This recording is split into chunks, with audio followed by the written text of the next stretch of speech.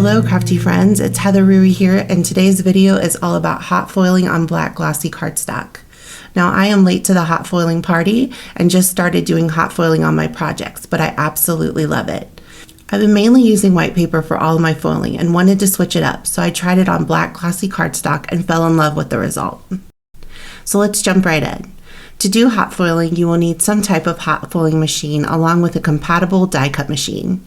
The combo I'm working with today is the Spellbinders Glimmer hot foiling machine along with the Spellbinders Platinum 6 die cut machine. So I have already plugged in my hot foiling machine and turned it on. I laid down the intricate rose and blooms bouquet hot foil die onto the platform with the design facing up. This die comes with the hot foil plate die as well as the outline cutting die. Next, I laid down a piece of moon dust glimmer foil on top. Make sure the pretty side of the foil touches the pretty side of the die. Next, I laid a piece of black glossy cardstock face down on top of the foil. I cut a piece larger than what I needed and was not worried about centering the design because I will be die cutting around it. Next, I hit the timer button. It will flash until the platform is heated and ready, and then it will go to a solid green. Once it stops flashing, I pull the platform from the base, then I add 2 plates on top before running it through my die cut machine.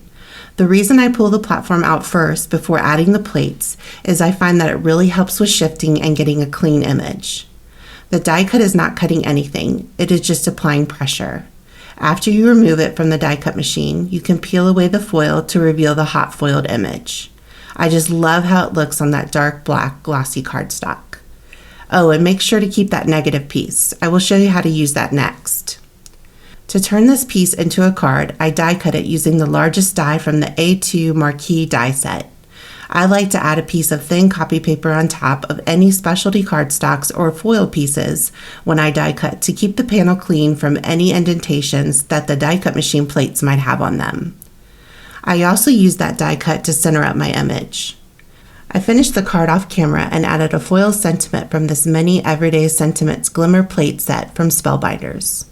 I did the same foiling process as I just demonstrated, but laid many sentiments out at once.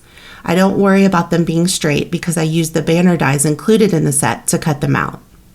Now let's use up that negative piece of foil. For this, you will need to repeat the same process but use the solid hot foil plate. This plate allows you to not waste any of those negative pieces of foil. So first, I laid on the solid hot foil plate, then the negative piece of foil from the first card on top. Again, make sure the pretty side of the foil touches the pretty side of the plate. Then I laid a piece of white cardstock on top. I'm loving using the 120-pound cardstock from Simon Says Stamp for hot foiling. I hit the timer button, and once it stops flashing and turns solid green, I remove the platform from the base just a bit and then add my 2 plates on top. I place it in the die cut machine and check out this beautiful result. Also, there is a clear film on top that you need to remove when you're doing your negative foiling. Once that film is removed, I use the outline cutting die from the same set as earlier to cut out the image. I added a piece of copy paper just like I did in the first example to keep the image protected when die cutting. Oh, and don't throw away the remaining foil pieces. I'm going to use this to die cut tiny hearts and use as embellishments. I turned this piece into a card off camera and used a similar design as the first card. Here they are side by side. I love techniques that result in multiple cards. I had so much fun foiling on black glossy cardstock that I decided to create a whole set of cards using different colors of foil. I used silver foil, pink foil, gold foil, and fuchsia flower foil. Before I get to the video notes, I wanted to share the white cardstocks that I've had success with when foiling. As I mentioned earlier, I love Simon Says Stamp's 120-pound cardstock. I also am really liking the Hammermill cardstock as well as YUPO paper and the Spellbinders Glimmer specialty cardstock. They have all given me great results. I will link to all of those along with the supplies used to make today's cards in the description below. So now here are some video notes. When hot foiling, try to remove the platform from the base before adding your shims on top.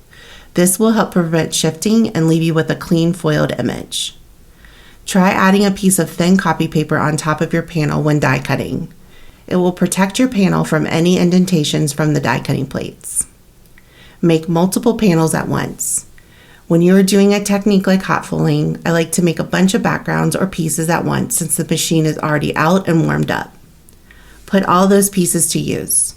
I shared how to use positive and negative pieces of hot foiling, but this applies to many techniques. Experiment.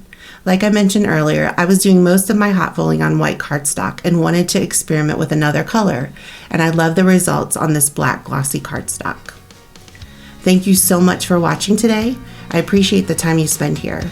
All of the supplies are listed below, as well as the blog post link with much more information.